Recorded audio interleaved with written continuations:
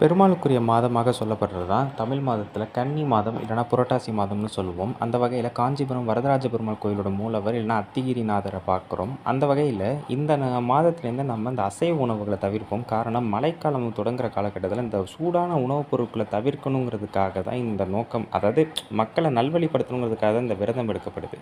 அந்த வகையில் 108 திவ்ய தேசங்கள் கொண்ட பெருமாளுக்கு சோழ நாட்டில் 40, பாண்டிய நாட்டில் 18, மலை நாட்டில் 13, நடுநாட்டில் 2, தொண்டை நாட்டில் 22, வடநாட்டில் 12, வைகுண்டம் 1, 108 திவ்ய தேசம். இதில் 79 திவ்ய தேசங்கள் கிழக்கு நோக்கியும், 19 திவ்ய தேசங்கள் மேற்கு நோக்கியும், 3 திவ்ய தேசங்கள் வடக்கு நோக்கியும், 7 திவ்ய தேசங்கள் தெற்கு நோக்கியும் இருக்குது.